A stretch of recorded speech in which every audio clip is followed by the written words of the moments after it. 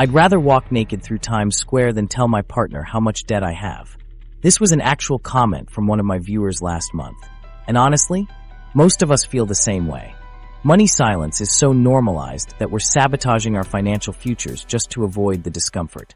Today, I'm sharing the exact scripts and strategies I've used with thousands of clients to break this costly silence. By the end of this video, you'll have a complete framework for having money talks that actually build wealth instead of anxiety. The silent money crisis. Why 65% of people avoid money talk. Did you know most people would rather talk about their dating life than their credit score? It's true. But why are we so comfortable oversharing our romantic disasters, yet completely clam up when it comes to money? Let's talk about a shocking reality. 65% of Americans actively avoid financial conversations, even with their closest family members. Think about that for a second. The majority of people would rather keep their financial situation completely private, creating this weird collective silence around one of the most important aspects of our lives. This widespread financial silence creates a dangerous illusion. When nobody's talking about money struggles, we all start believing we're the only ones having problems. It's like everyone else has some secret financial playbook that you somehow missed out on. I recently asked my viewers to share how they feel about money conversations, and the responses were eye-opening. One viewer wrote, "I feel like everyone my age already owns a house, while I'm still figuring out how retirement accounts work." Another shared, "I was too embarrassed to tell my friends I couldn't afford dinner out, so I just put it on my credit card and worried about it later." These comments reveal something critical. The isolation people feel in their financial journeys is creating real harm. But here's the thing, this money silence isn't just awkward or uncomfortable. It's actually costing Americans a fortune. Recent research shows that avoiding money conversations cost Americans an estimated $388 billion in 2023 alone.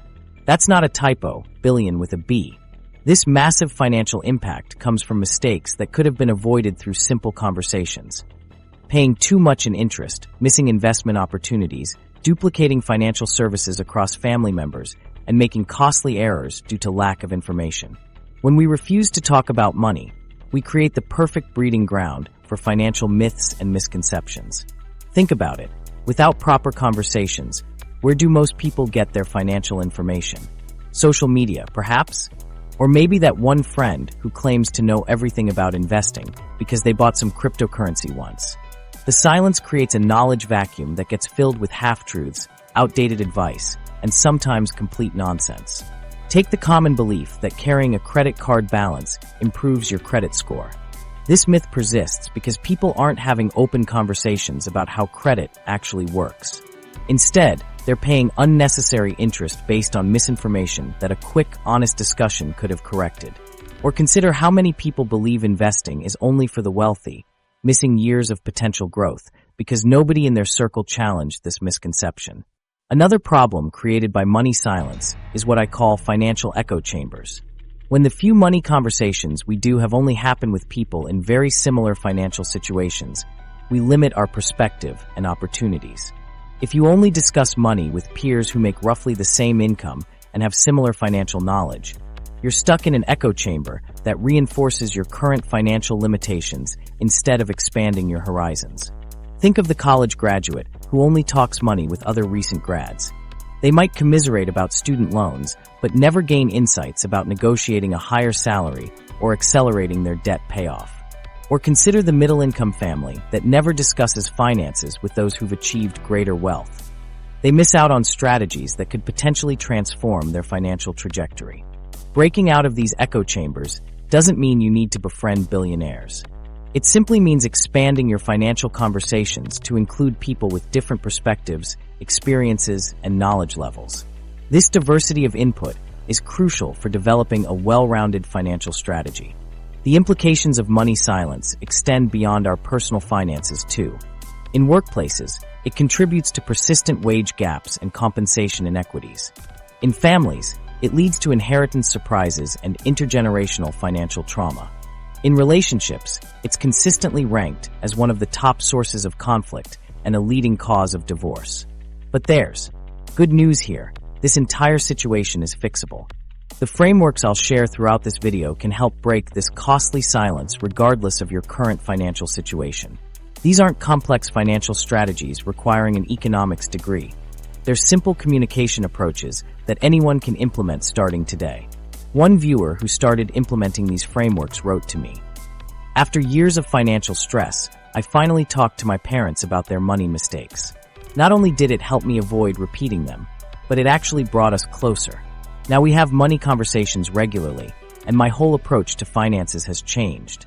Another shared, "I was making $15,000 less than colleagues doing the same job because I never negotiated my salary.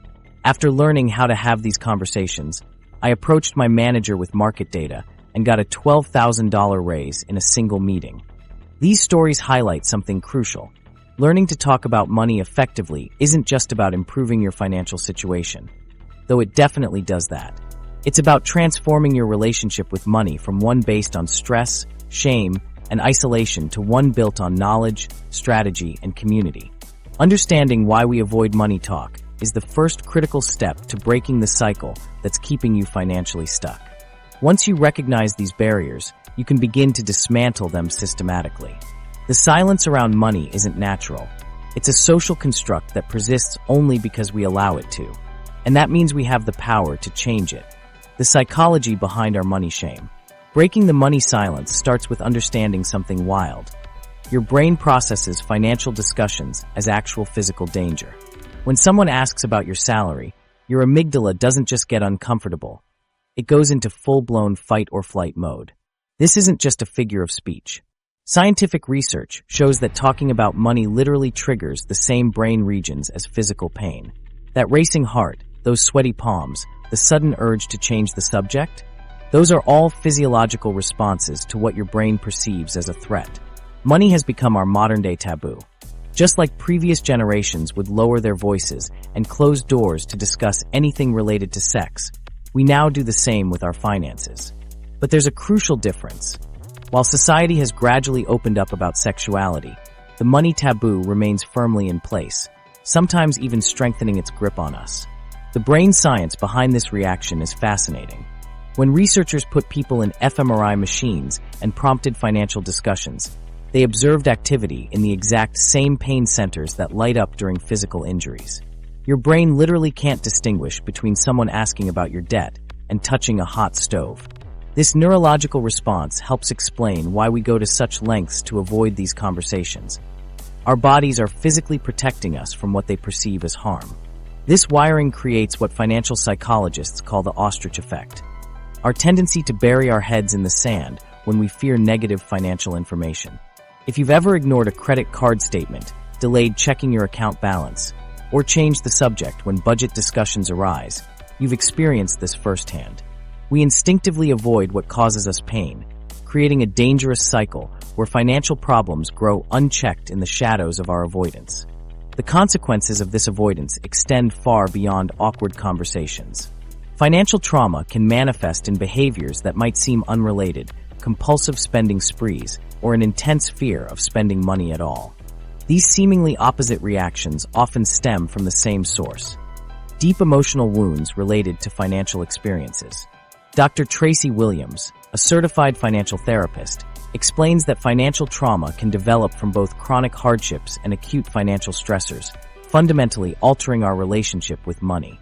What's particularly alarming is how these psychological effects mirror other serious conditions. Research shows that financial trauma can trigger symptoms similar to PTSD, with about 23% of Americans reporting psychological effects due to acute financial stress. Money worries aren't just annoying, they're literally traumatic for millions of people. For many, this trauma begins in childhood, creating what experts call a scarcity mindset that persists long into adulthood. Growing up in poverty or financial instability doesn't just limit access to resources. It rewires how the brain approaches financial decisions decades later.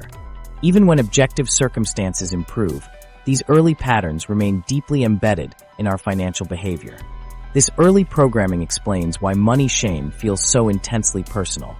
As children, we absorb our parents' financial anxieties and attitudes, often without any explicit discussions. You might not remember your parents sitting you down to talk about money, but you almost certainly picked up on their stress when bills arrived, the tension during unexpected expenses, or the hushed tones used when discussing finances. These unspoken lessons shape our financial behaviors far more powerfully than any formal education. The shame doesn't just live in our heads. It actively prevents us from getting help when we need it most. When financial problems arise, the natural response should be to seek advice, information, and support. Instead, shame drives us to hide these struggles, creating a perfect storm where those most in need of financial guidance are least likely to ask for it. We'd rather struggle in silence than face the perceived judgment of admitting we don't have all the answers. This shame cycle particularly impacts communities where financial literacy resources may already be limited. Lawrence Gonzalez, a financial auditor, notes that healthy conversations about personal finance often don't exist in Black culture, creating significant knowledge gaps across generations. Without these discussions, financial literacy remains an individual struggle rather than a community resource. The mental health impact is substantial. Nearly half of adults, 47% to be precise, report that money worries negatively affect their mental well-being. Financial stress doesn't stay neatly contained in the money category of our lives. It spills over into our sleep patterns, relationships, work performance, and overall happiness. The constant background anxiety of financial uncertainty takes a measurable toll on both mental and physical health. What makes this situation particularly tragic is how unnecessary this suffering often is. Many financial problems have straightforward solutions, but only if they're brought into the open. By hiding our struggles, we miss opportunities for support, education, and community resources that could significantly improve our situation. The very shame that feels like it's protecting us is actually making our problems worse. Understanding these psychological barriers is the first crucial step toward overcoming them. The pain of financial discussions isn't random or personal. It's a predictable neurological response that we all share. Recognizing this universal aspect of money shame is incredibly freeing. It's not that you're uniquely bad with money or particularly weak when it comes to financial topics. You're experiencing the same brain wiring that affects virtually everyone. This realization shifts the conversation from personal failing to shared human experience. Instead of asking, "What's wrong with me?" you can ask, "How can I work with my brain's natural tendencies to build healthier financial habits?" This subtle but powerful reframing removes the sting of shame while still acknowledging the very real challenges of financial discussions. Cultural money barriers. How your background shapes your financial voice. Working with your brain's natural tendencies isn't the whole story. Your cultural background might be silently dictating your entire relationship with money. Think your approach to financial conversations is just a personal choice? The research reveals entire communities maintain what financial experts call money silence, based on traditions spanning generations. These unspoken rules create wealth gaps that persist regardless of individual income levels, with Hispanic families holding just 19 cents for every dollar of wealth that white families possess. Cultural backgrounds create dramatically different approaches to money conversations. Some families gather around the dinner table regularly discussing investment strategies and financial goals, while others maintain strict silence around anything related to finances. This isn't random. It's deeply rooted in cultural values that shape our money narratives before we're old enough to understand them. In many Hispanic and Latina communities, discussing financial matters is often considered disrespectful. This cultural norm creates a significant barrier to accessing financial knowledge and building wealth across generations. When money conversations are taboo, opportunities to learn about investment strategies, wealth-building techniques, and financial planning often vanish, creating knowledge gaps that compound over time. This silence isn't just about comfort levels. It translates directly into economic realities. The wealth disparity between Hispanic and white families isn't simply about income differences. Even when Hispanic families earn similar incomes to their white counterparts, the wealth gap persists because of differences in financial knowledge, investment patterns, and inheritance practices, all aspects influenced by whether financial discussions are normalized or forbidden. For Black Americans, the money conversation barrier takes on another dimension. Lawrence Gonzalez, an auditor for the U.S. Department of Treasury, points to an almost mystical relationship with money in Black communities. People never wanted to discuss money, understand it, or grow it. There's almost a mysticism around it because not enough people understand the concepts, he explains. This mystification creates a powerful obstacle to building financial literacy and ultimately limits wealth creation across generations. The financial trauma experienced by marginalized communities adds yet another layer of complexity. Black Americans are disproportionately affected by generational poverty, with a staggering 44% experiencing at least one generation of poverty. This number jumps to 83% for families experiencing 3 generations of financial hardship. These experiences create emotional associations with money that make financial conversations even more charged and difficult. Immigrant families face their own unique set of challenges when it comes to money talk. Language barriers can make financial discussions particularly challenging, especially when children become the translators of complex financial concepts they barely understand themselves. Many immigrant families prioritize immediate financial survival over long-term planning, creating a focus on day-to-day expenses rather than wealth-building strategies that could benefit future generations. This difference in money communication styles doesn't just affect families, it shapes entire communities. In cultures where financial discussions are encouraged, children grow up with a financial fluency that translates into greater confidence when negotiating salaries, discussing investments, or planning for retirement. They enter adulthood with an intuitive understanding of financial systems that their peers from money-silent backgrounds must struggle to learn later in life, often through costly trial and error. Religious backgrounds introduce yet another dimension to financial conversations. In many cultures, money matters are deeply intertwined with religious beliefs and values.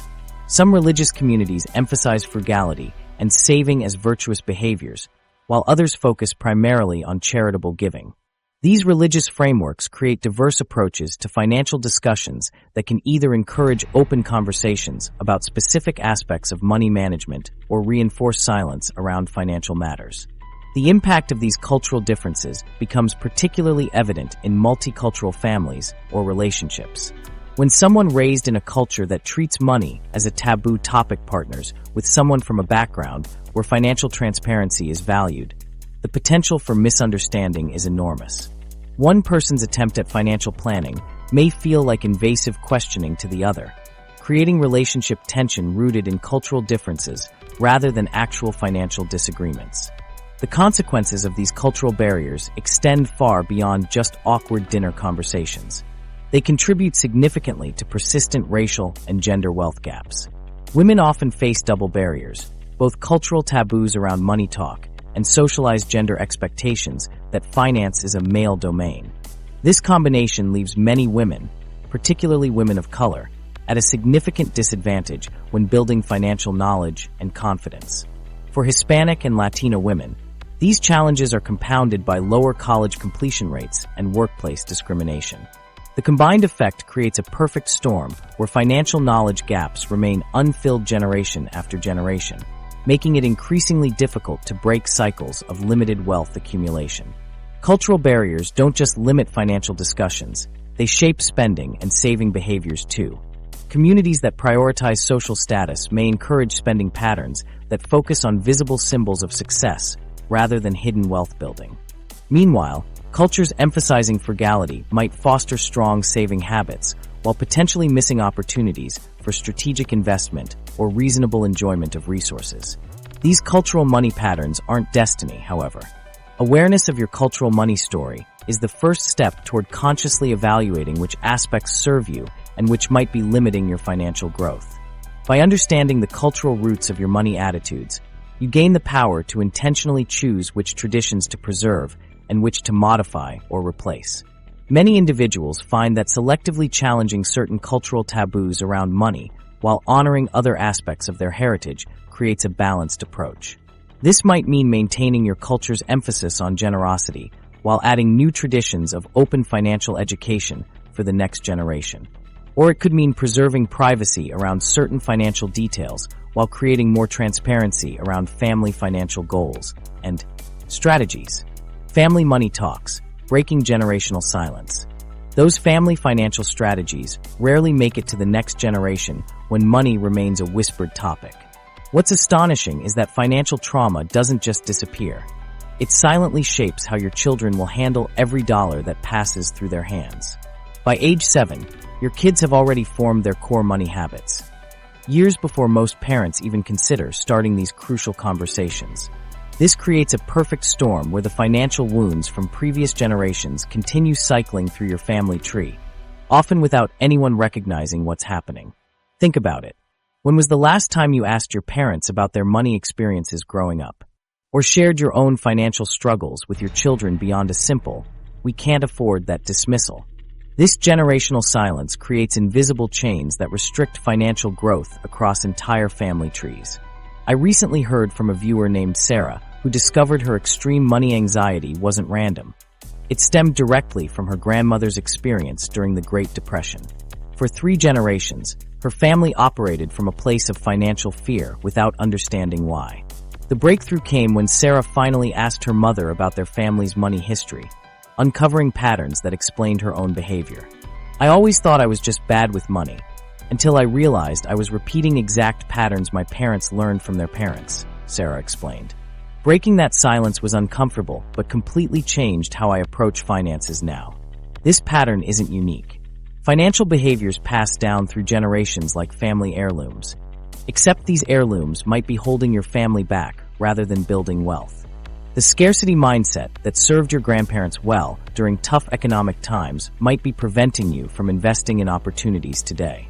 The spending habits your parents modeled become your default settings, whether they're healthy or not. Breaking this cycle requires initiating 3 specific conversations that experts identify as critical, yet 95% of families never have them. First, inheritance plans, not just who gets what, but the values and responsibilities that come with family resources.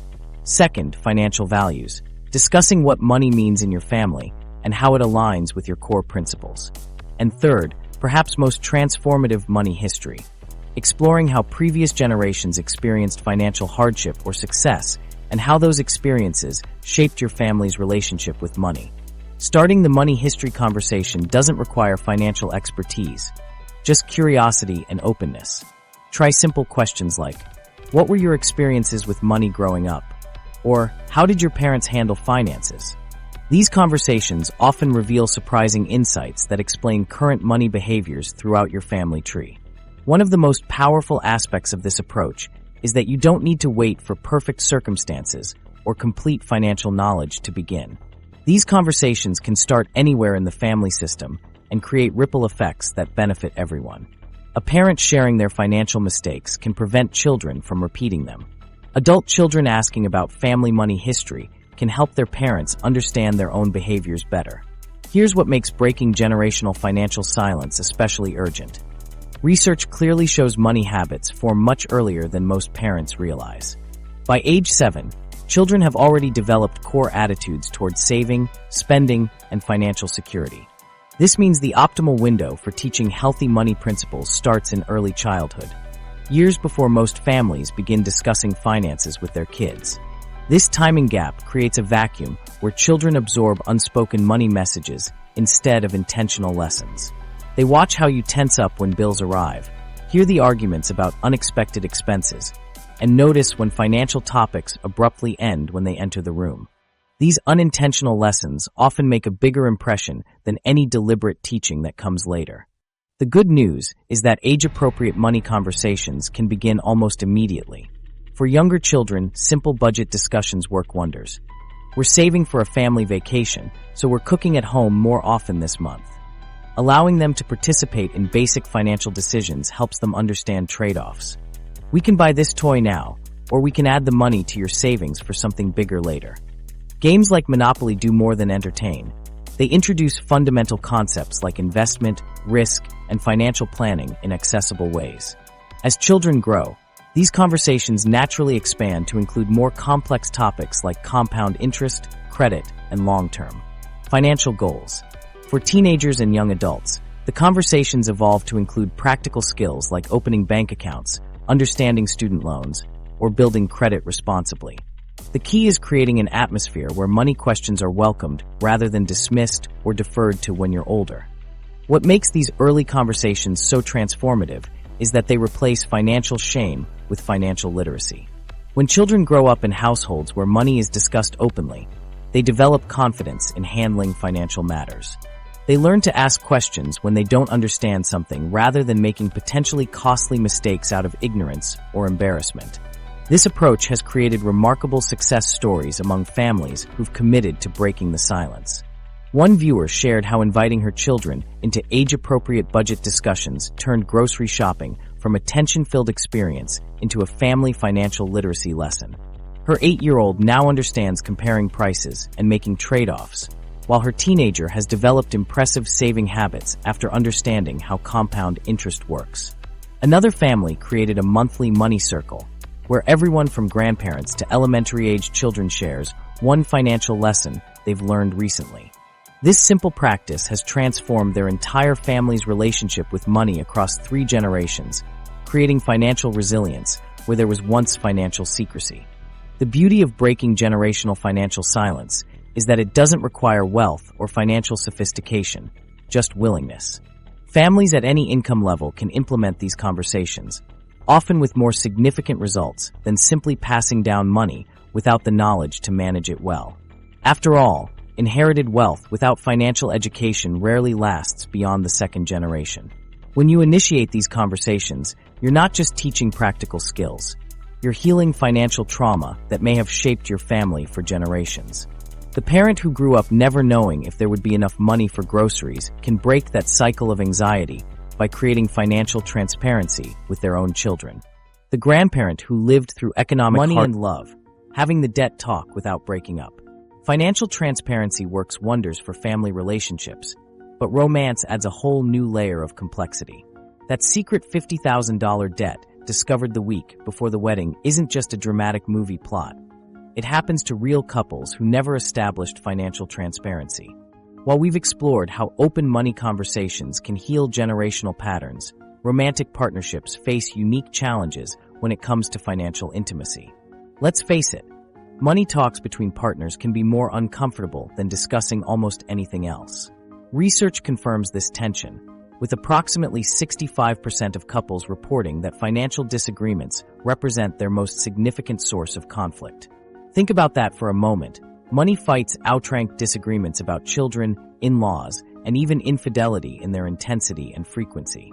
What makes these conflicts so destructive? Often, it's not the financial situation itself, but the secrecy surrounding it. I recently spoke with Jamie and Mark, who nearly called off their engagement after Jamie discovered Mark had been hiding $35,000 in credit card debt. It wasn't even the debt that devastated me, Jamie explained. It was realizing he'd been deliberately hiding it for our entire 3-year relationship. I suddenly questioned everything I thought I knew about him. This story highlights why financial transparency needs to follow a timeline that matches your relationship's progression. The earlier you start these conversations, the better. Yet most couples wait until they're already financially entangled before having their first serious money talk. Here's a practical financial disclosure timeline to consider. When you're dating seriously, start with casual conversations about financial values and goals. You don't need to exchange credit scores on the 3rd date, but before exclusivity becomes serious, you should understand each other's basic financial philosophy.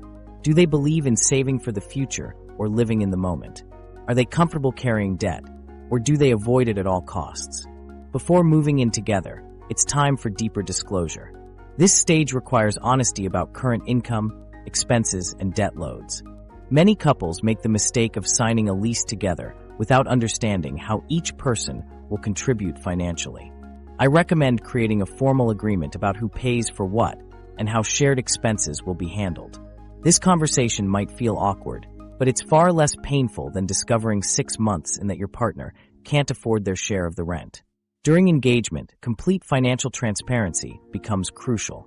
At this point, you should exchange detailed information about assets, debts, credit scores, and financial obligations. If either of you has financial responsibilities to children from previous relationships or aging parents, these need to be clearly communicated. Remember, when you marry someone, you're not just joining lives, you're often joining financial futures as well. After marriage, maintain regular financial check-ins through what experts call money dates. These structured conversations create space for ongoing financial planning without the pressure of an immediate crisis. One couple I interviewed, Samantha and Diego, credit their monthly money dates with saving their marriage. "We used to fight about money constantly," Samantha shared. "Now we have a scheduled time to discuss our finances over dinner. We review our budget, celebrate wins, and talk through challenges together rather than pointing fingers when something goes wrong. For these money dates to work, timing matters. Choose a moment when you're both relaxed and not already stressed about money." One script that works well for initiating these conversations is, "I'd love for us to talk about our financial goals. Could we set aside some time this weekend to discuss where we stand and what we're working toward together? I'll bring the takeout if you bring your budget spreadsheet." Notice how this approach frames the conversation as collaborative rather than confrontational. It's about building something together rather than assigning blame for past mistakes. Understanding different money personalities also helps prevent conflict. In many relationships, one partner tends to be a spender while the other is a saver. Neither approach is inherently right or wrong, but these differences can create tension without proper communication. When Alexa and Jordan recognized this pattern in their relationship, they created a system that honored both approaches.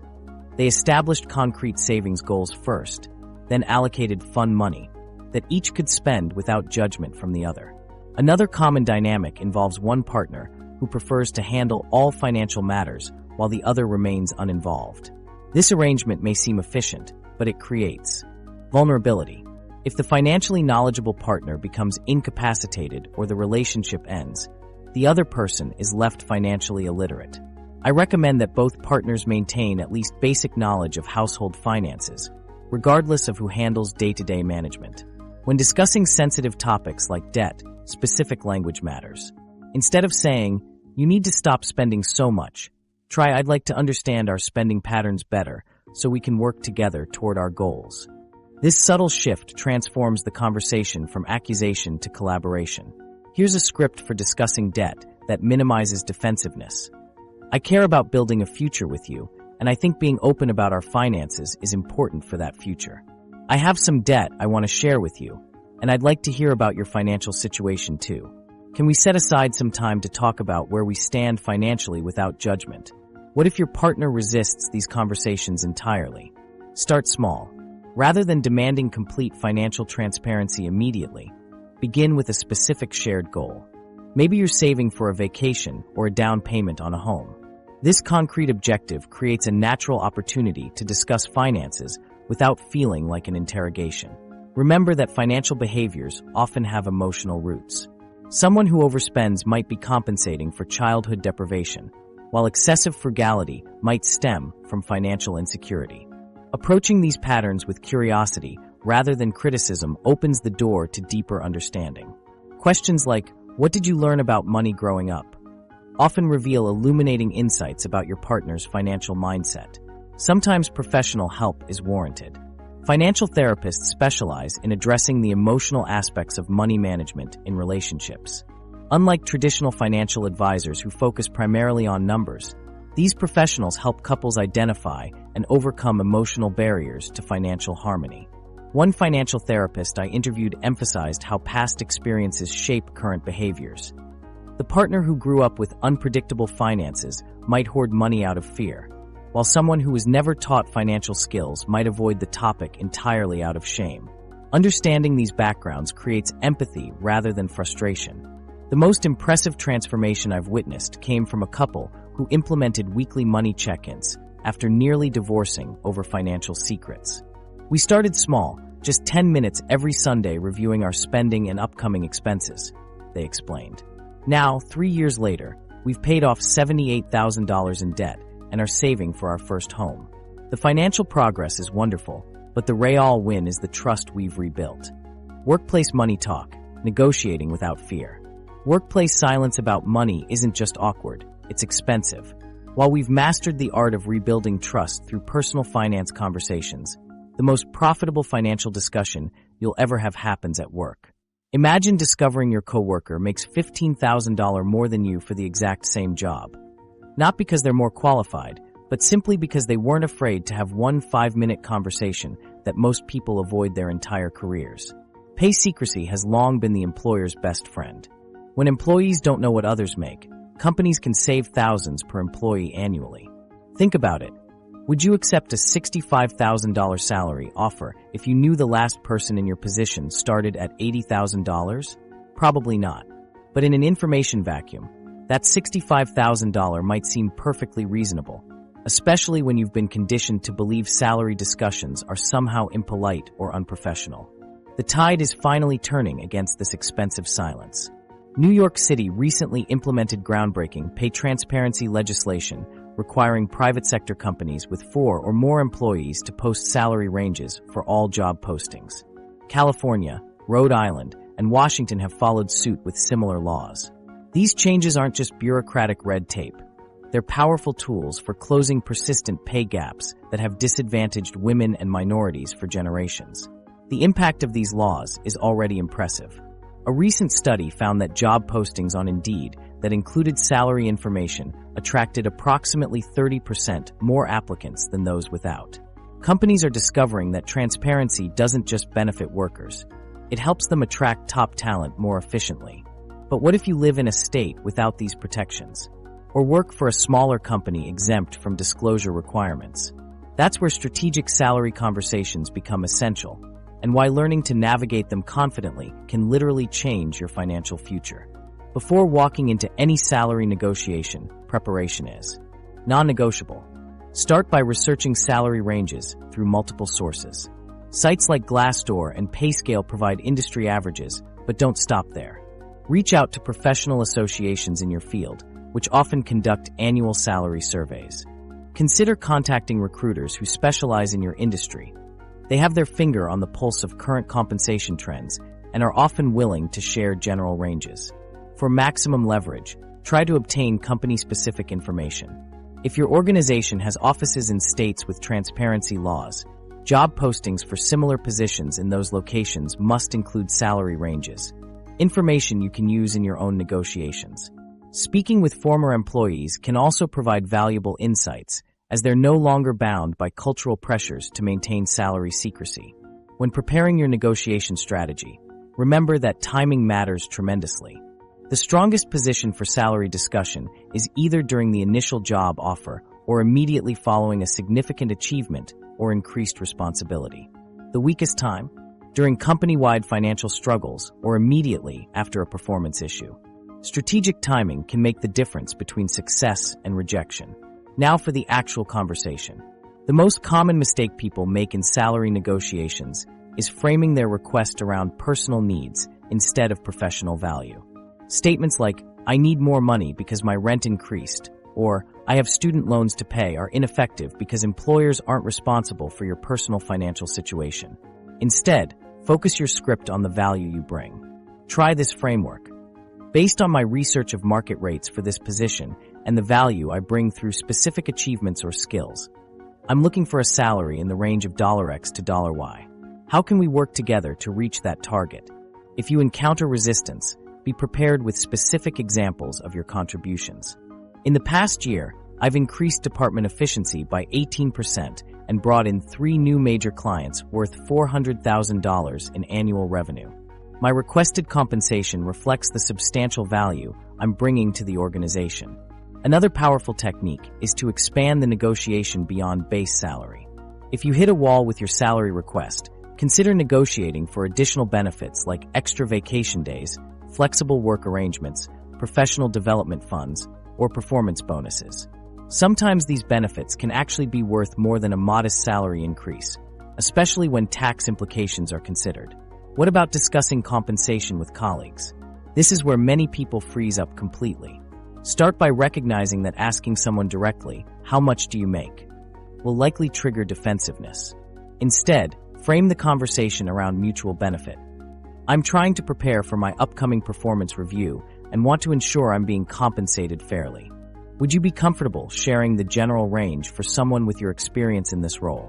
If that still feels too direct, try the range approach. From what I understand, people in our position typically make between $X and $Y at companies like ours. Does that align with your experience? This gives your colleague the option to confirm the range or correct it without sharing their exact salary.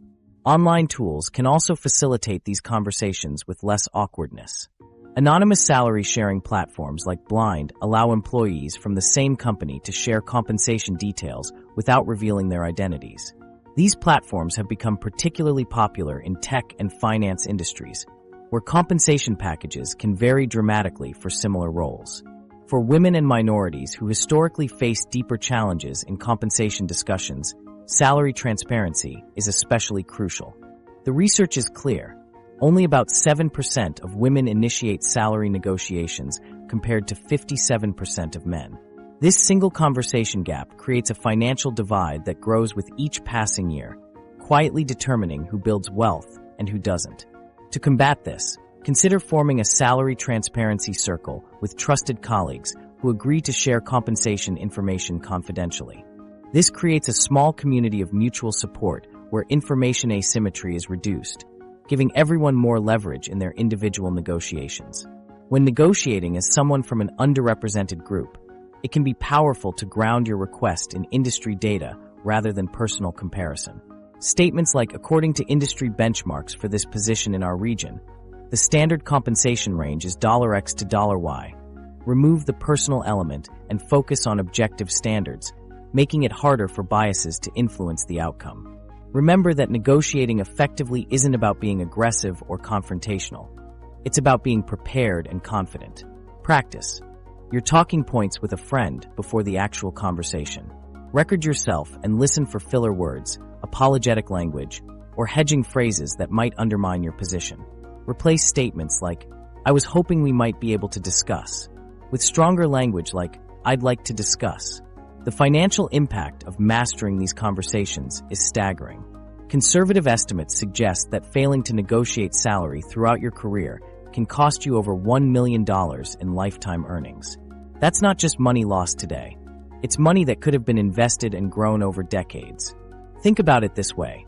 A $5,000 increase in starting salary, if invested with average market returns, becomes over $75,000 in additional retirement savings over a 30-year career. And that's just from one conversation.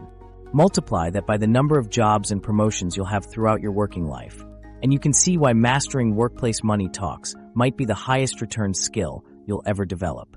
Conversation starters. 10 questions that break the money ice. Money conversations at home can be just as financially transformative as workplace negotiations, but they require a different approach. Imagine being able to turn an uncomfortable silence about finances into a productive conversation with a single well-crafted question. Most of us default to blunt approaches that immediately trigger defensiveness in others. But what if there were questions specifically designed to bypass those walls and open doors to meaningful dialogue? When we attempt to discuss money with family, friends, or partners, our approach often determines whether the conversation will be productive or painfully awkward. Traditional openings like, "We need to talk about our spending," or "How much debt do you have?" can instantly put people on the defensive, triggering shame responses that shut down communication before it begins. The key to breaking through this barrier isn't pushing harder. It's changing how you initiate the conversation entirely. Let's explore 10 conversation starters that psychology experts have found effectively open financial discussions without creating defensiveness. Question number 1. What's one thing you wish you learned about money earlier in life? This question works brilliantly because it frames money knowledge as something everyone is constantly learning, not something the other person should already know. It creates common ground by acknowledging that we all have financial blind spots. When Jason used this question with his mother, he discovered she regretted not learning about investing sooner, opening a meaningful conversation about family financial patterns that had previously been off limits. Question number 2. What financial habit are you most proud of developing? Notice how this starts from a position of strength rather than weakness. By inviting someone to share something positive about their financial behavior, you're bypassing shame and creating psychological safety. This question acknowledges that everyone, regardless of their financial situation, has developed at least some positive money habits. When Emma asked her roommate this question, it led to an honest conversation about budgeting apps that eventually helped them coordinate household expenses more effectively. Question number 3. If money weren't an obstacle, what would you be most excited to do? This question works because it separates financial dreams from current limitations. allowing for a future-focused conversation that doesn't trigger present-day money anxieties. It frames money as a tool for opportunity rather than a source of restriction. When Michael asked his partner this question, it revealed misaligned priorities about how they viewed travel versus home ownership, a crucial discovery before they combined finances. Question number 4. Have you ever received great financial advice that stuck with you? This approach invites stories rather than numbers, making the conversation feel less like an interrogation and more like sharing wisdom. It also subtly acknowledges that the other person has valuable financial knowledge to contribute. When Sophia used this question with her father, she learned about investment principles that had guided his decisions for decades, information he had never volunteered before. Question number 5. What's your earliest memory about money? Childhood memories about money often reveal the unconscious scripts driving adult financial behavior. This question helps people connect their current money attitudes to formative experiences. It creates understanding by revealing the why behind financial behaviors. When Aiden asked his fiancée this question, he discovered her reluctance to invest stemmed from watching her parents lose money in the market during her childhood. Question number 6. On a scale of 1 to 10, how comfortable are you with our current financial situation? This question creates a measurable starting point for discussion without requiring specific financial details up front. The scale format gives people permission to express dissatisfaction without feeling like they're complaining. When Taylor asked her husband this question, his 6 response opened a productive conversation about savings goals they had never previously articulated. Question number 7. What does financial security mean to you? This question reveals that financial definitions vary widely between people. One person might define security as having 6 months of expenses saved, while another might not feel secure without retirement fully funded. These differences often drive financial conflicts that seem mysterious until this question brings them to light. When Jordan asked his parents this question, he discovered they were delaying retirement because their definition of enough was much higher than he'd realized. Question number 8. What's one financial goal you're working toward right now? This present-focused question acknowledges that everyone has financial aspirations, regardless of their current situation. It creates forward momentum in the conversation without dwelling on past mistakes. When Avery used this question with her teenage son, it created a natural opportunity to discuss summer job options aligned with his saving goals. Question number 9. What role did money play in your family growing up? Kathleen Burns-Kingsbury, a wealth psychology expert, emphasizes that understanding someone's financial background creates empathy for their current money behaviors. This question helps create that safe space by acknowledging that money attitudes are learned, not inherent character traits. When Devin asked his girlfriend this question, he discovered her family's feast or famine relationship with money explained her seemingly contradictory spending patterns. Question number 10. What's one money topic you wish you understood better? This question normalizes financial education as an ongoing process and creates an opportunity to learn together rather than lecture. It frames financial knowledge gaps as normal rather than shameful. When Riley asked this question during a family dinner, it led to a monthly money club, where family members take turns teaching each other about different financial topics. The effectiveness of these questions isn't just about the words themselves. It's also about how and when you use them. Experts recommend scheduling a specific time for money conversations rather than springing them unexpectedly. For couples, creating a money date in a relaxed setting with no distractions can transform potentially tense conversations into collaborative planning sessions. Timing matters too. Financial conversations are best initiated when everyone is calm and has mental bandwidth available. Trying to discuss money when someone is already stressed or tired significantly reduces the chances of a productive exchange. The setting should feel neutral, neither person's territory, and free from interruptions. Your tone during these conversations is just as important as the questions themselves. Approaching financial discussions with curiosity rather than judgment creates psychological safety. Active listening, focusing completely on understanding rather than formulating your response, signals respect and builds trust. When someone shares financial information, acknowledging their perspective before offering yours shows you value their input.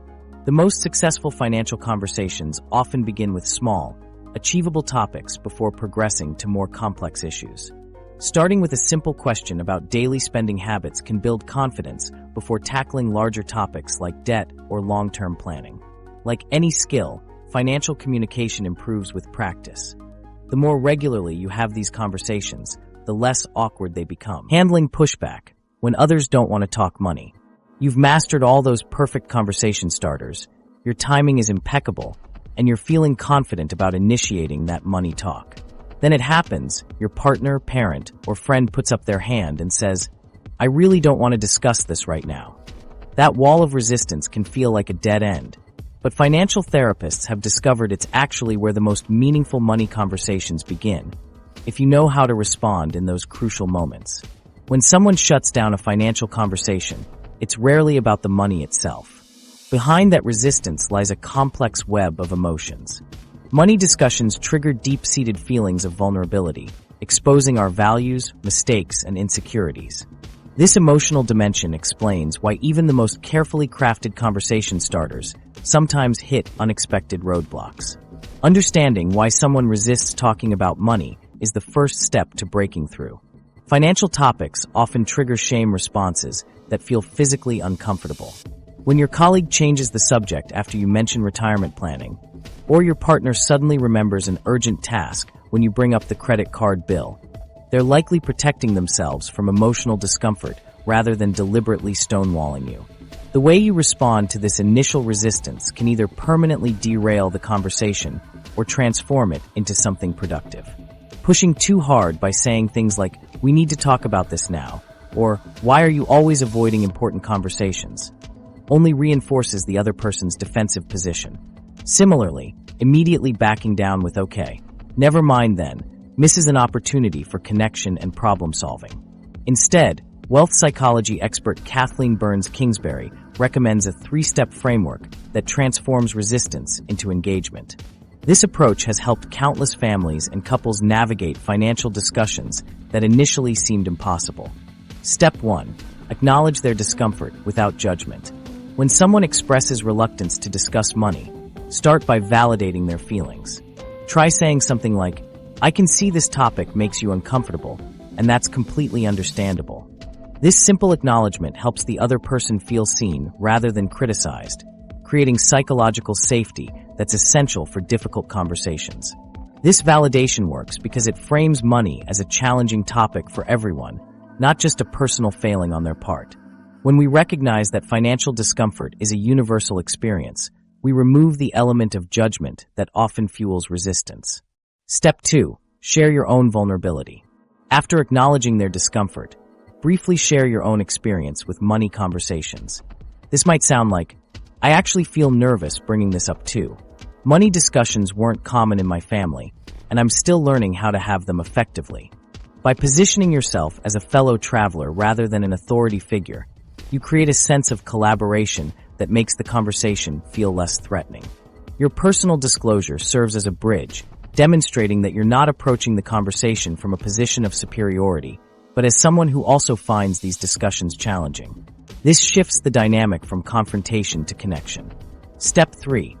Ask an open-ended question that gives them some control over the process. Rather than pushing your original agenda, try something like, "What would make this conversation feel more comfortable for you?" Or, "Is there a different way or time you'd prefer to approach this topic?" This empowers the other person by giving them agency in shaping the conversation, reducing their need for resistance. This final step is crucial because resistance often stems from feeling cornered or controlled. By offering choices about the timing, setting, or format of the discussion, you transform what felt like a threat into an invitation. Financial therapists have found that this 3-step approach works because it addresses the emotional undercurrents that drive resistance rather than focusing solely on the financial content. The key insight is that people aren't typically resisting the information itself. They're resisting how the conversation makes them feel. Another powerful technique financial therapists recommend is conversation pacing. The skill of knowing when to press forward with financial discussions and when to step back. This approach recognizes that productive money conversations often unfold in stages rather than in a single session. Think of conversation pacing like training for a marathon rather than sprinting. If someone shows signs of emotional overwhelm during a discussion about debt, it might be best to acknowledge the progress you've made and suggest continuing at another specific time. You might say, "We've covered a lot of ground today. Should we set aside time this weekend to talk about the next steps?" The key is being specific about when you'll revisit the conversation rather than leaving it open-ended. This prevents the topic from being permanently avoided while respecting the other person's emotional capacity in the moment. For particularly resistant conversation partners, consider reframing money as a tool rather than a taboo subject. Instead of diving directly into sensitive financial details, start with values-based questions that feel less threatening. What would financial peace of mind look like for you? Or, what role do you want money to play in our family's future? This approach works because it shifts the focus from potentially shame-inducing details, like debt amounts or spending habits, to aspirational goals that feel emotionally safer to discuss. By starting with shared values, you create common ground that makes subsequent conversations about specific numbers less threatening. Sometimes, despite your best efforts, someone remains firmly resistant to direct money conversations. In these cases, indirect approaches can be surprisingly effective. For example, watching a documentary about financial topics together or discussing a friend's money situation, while respecting privacy, can introduce financial concepts without the intensity of personal disclosure. These indirect approaches work by creating psychological distance that reduces defensiveness. When discussing someone else's financial situation or a hypothetical scenario, people often reveal their own money beliefs and concerns without feeling directly exposed. Creating a supportive environment for eventual financial discussions is another strategy that yields long-term results. Regular family check-ins about general topics can gradually incorporate financial elements as trust builds. These regular conversations help normalize money as just another topic worthy of discussion, rather than a special category surrounded by silence and shame. What's fascinating about resistance in money conversations is that the initial no often contains valuable information about the other person's financial history and beliefs. When someone strongly resists discussing a particular topic, like investment strategies or debt, that resistance itself can reveal where financial trauma or knowledge gaps might exist. By approaching resistance with curiosity rather than frustration, you transform what feels like an obstacle into an opportunity for deeper understanding. Instead of seeing resistance as a roadblock, view it as a signpost pointing toward important emotional territory that, when navigated carefully, can lead to the most meaningful financial breakthroughs. The most productive money conversations often emerge from initially resistant interactions because they force us to address the emotional foundations of financial behavior. When handled with empathy, these challenging moments can create stronger trust and more authentic communication than conversations that flow easily from the start. Building your money community, from isolation to support, breaking through resistance with a single conversation partner is powerful. But what if you could amplify that impact with an entire network dedicated to your financial growth? Studies show people with designated money buddies are significantly more likely to achieve their financial goals than those navigating money matters alone. That's because financial isolation isn't just emotionally draining, it's financially limiting. While one-on-one money talks help break down individual barriers, creating a money community can transform your entire relationship with finances. Let's explore how to build this powerful support system that can multiply your financial knowledge and opportunities. A money community is essentially a trusted circle where you can discuss financial matters openly without fear of judgment. Unlike those awkward family dinners where money talk gets shut down or the workplace where discussing salaries feels taboo, your money community exists specifically for financial transparency and growth. The contrast between financial isolation and collaborative problem-solving is stark. When facing money challenges alone, you're limited to your own knowledge and experience. But within a community, financial hurdles become collective puzzles where multiple perspectives lead to innovative solutions. Think about the last time you faced a financial roadblock, perhaps a confusing investment option or an unexpected expense. Imagine how different your approach might have been with 5 trusted advisors offering their insights and experiences. Building this type of community requires intentionality. Start by identifying potential members across different relationship types. The key is diversity of perspective. You want people with varied financial backgrounds and skills. Consider including a financially savvy friend who seems to have their investments figured out, a family member who shares similar financial values but brings different experiences, a colleague in your industry who understands your specific career challenges, a mentor who's achieved financial milestones you're working toward, someone younger who brings fresh perspectives about financial technologies and trends. This diverse group creates a well-rounded community where different financial strengths complement each other. The accountant in your network might excel at tax planning, while your entrepreneurial friend understands risk-taking. Together, they provide a more complete picture than any single advisor could offer. Establishing trust within your money community is crucial. The research shows several effective guidelines for building this foundation. Begin by being open about your own financial journey, including both successes and mistakes.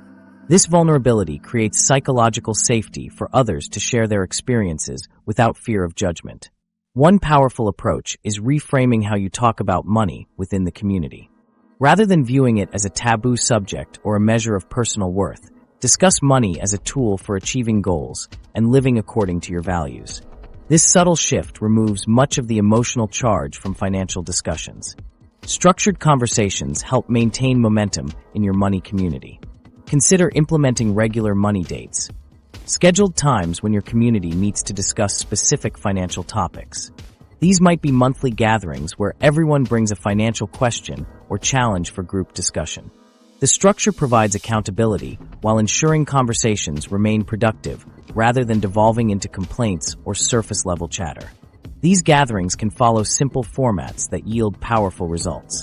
Try a round-robin approach where each person shares one financial win since the last meeting, one current financial challenge they're facing, one financial goal they're working toward.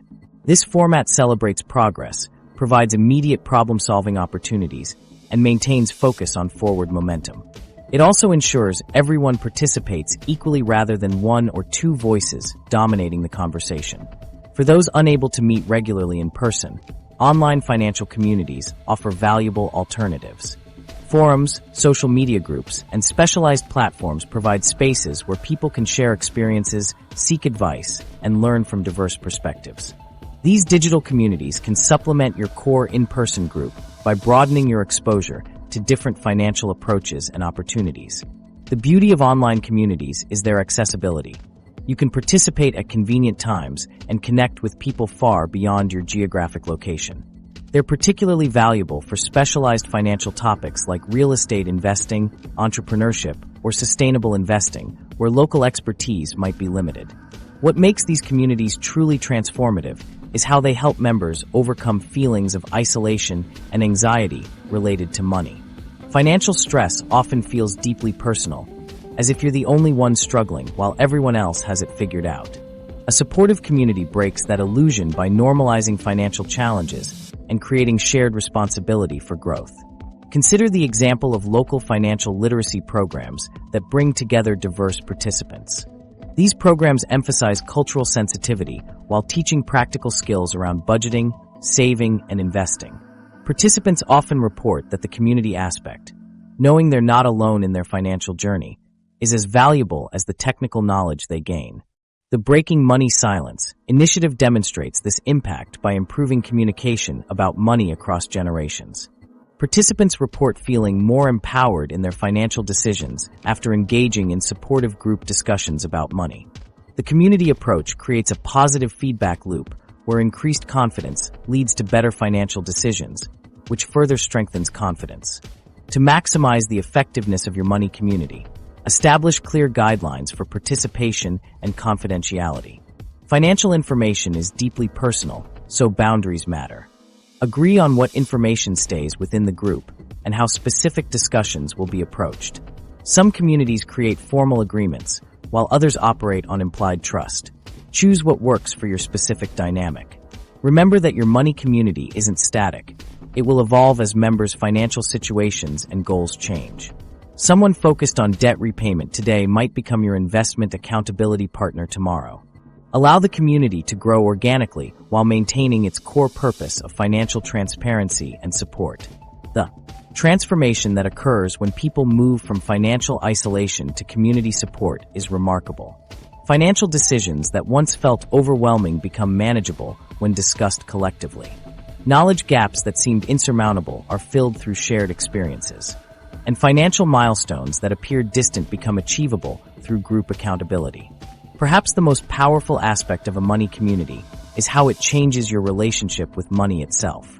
When financial matters become collaborative rather than isolating, money transforms from a source of stress to a shared tool for creating the life you want. The shame and secrecy that often surround finances dissolve in an environment of acceptance and growth. The money mindset shift from secrecy to strategy. That shift from openness in community settings unlocks something even more powerful, a complete rewiring of how you think about money at its core. When you treat money as something to strategize about openly rather than hide, you transform your entire financial trajectory. Research consistently shows people who approach finances strategically rather than secretively report not just higher satisfaction, but substantially higher net worth over time. Think about how different your financial life would look if you viewed money discussions as opportunities for growth instead of moments of judgment. This fundamental mindset shift, moving from secrecy to strategy, might be the missing piece that transforms your entire financial future. Most of us were raised with the unspoken rule that money talk is inappropriate. We inherited beliefs like it's rude to discuss income or keep your financial struggles private. These cultural messages taught us to hide our financial reality, whether struggling or thriving. But what if this secrecy is the very thing holding us back? When you shift from hiding your money situation to strategically discussing it, you gain access to collective wisdom that accelerates your financial growth. Kathleen Burns Kingsbury, a wealth psychology expert, emphasizes that the more we learn to manage it, the less power it holds over us. This perfectly captures the transformation that happens when we move from secrecy to strategy. The secrecy mindset creates isolation where you face financial challenges alone, feeling that your struggles are unique and shameful. You make decisions based on limited information, often repeating the same mistakes because you lack exposure to alternative approaches. Your financial education comes primarily from trial and error, an expensive and slow way to learn. In contrast, the strategy mindset treats money as a neutral tool that can be optimized through open discussion and collective problem solving. You recognize that financial challenges are universal and solvable. Your decisions are informed by diverse perspectives and experiences. Most importantly, your financial education accelerates through collaborative learning rather than isolated mistakes. The difference between these mindsets isn't just philosophical. It shows up in tangible financial outcomes. Those who approach money strategically tend to have more diversified investments, lower interest rates on loans, higher savings rates, and greater overall financial resilience. They're more likely to seek professional advice when needed and to course-correct financial mistakes before they become devastating. Financial transparency doesn't mean sharing every detail of your finances with everyone you meet. Rather, it means being honest about where you stand, what you're learning, and what challenges you face with your trusted money community.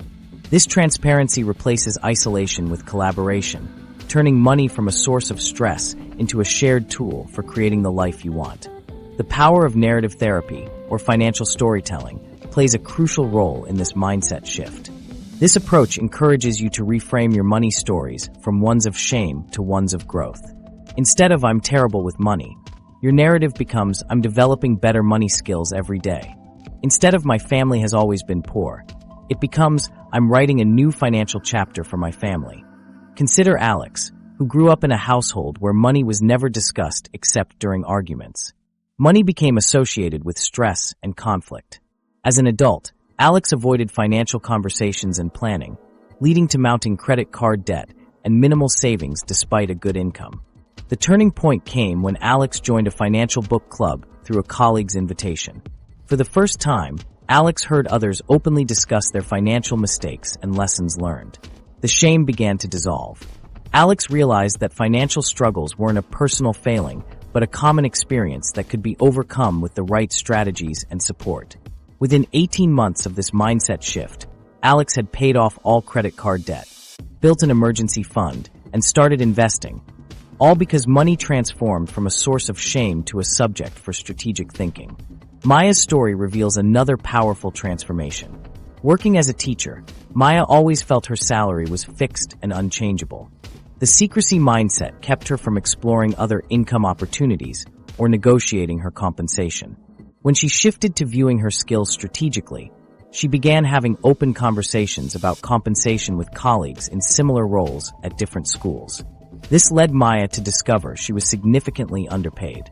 Armed with this knowledge and new confidence, she negotiated a 15% raise and started a summer tutoring business that now supplements her teaching income by 30%. Maya's financial trajectory completely changed not because her circumstances magically improved, but because her mindset shifted from accepting what she was given to strategically maximizing her financial potential. Financial trauma often lurks beneath the secrecy mindset. These unhealed financial wounds from childhood experiences can significantly impact how we relate to money as adults. Recognizing these patterns is crucial for healing and transforming your financial mindset. By bringing these traumas into the light through thoughtful conversations and financial education, you can begin to develop healthier financial behaviors. The beauty of this mindset shift is that it's accessible to anyone, regardless of income level, background, or current financial situation. You don't need special skills or knowledge to begin, just the willingness to start viewing money differently. This shift starts small, perhaps with a single conversation where you choose openness instead of secrecy, or by questioning a limiting money belief you've always held. As you practice this new mindset, you'll notice changes beyond just your financial situation. Many people report reduced anxiety, improved relationships, and a greater sense of personal agency. The liberation from financial secrecy often spills over into other areas of life, creating more authentic connections and reducing the mental load of maintaining appearances. The transformation happens gradually as you replace old patterns with new ones. You might start by simply acknowledging your financial reality to yourself without judgment, then progress to discussing it with one trusted person. Eventually, you'll find yourself comfortable strategizing openly with your money community, seeking advice when needed, and offering support to others on their journeys. This shift doesn't happen overnight. It's a practice you develop over time, with occasional setbacks and moments of discomfort. When you catch yourself hiding financial information out of shame or avoiding money conversations, gently remind yourself of the benefits of strategic openness. Each time you choose strategy over secrecy, you strengthen this new mindset. Some practical ways to cultivate this mindset include joining or creating a money community where financial topics are discussed openly and supportively. Read books and listen to podcasts that normalize financial conversations. Practice talking about money in low-stakes situations before addressing more challenging topics. Most importantly, be compassionate with yourself as you unlearn deeply ingrained patterns of financial secrecy. As we wrap up today's journey through money conversations, remember that transparency isn't just about financial gains. It's about creating authentic connections in every relationship you value. Studies reveal that 65% of Americans believe financial openness leads to better outcomes. Yet most people still avoid these crucial discussions with those closest to them. The silence around money matters costs us more than dollars. It costs us peace of mind and growth opportunities. When we begin breaking down these barriers, we create ripple effects that extend far beyond our bank accounts. As wealth psychology expert Kathleen Burns-Kingsbury points out, healthy financial conversations often don't exist in many cultures, limiting our potential for growth. By choosing to initiate these conversations today, you're not just improving your own financial trajectory. You're helping create supportive communities where money talk becomes normal, not taboo. The courage to speak openly about finances might feel uncomfortable at first, but it's this discomfort that signals meaning.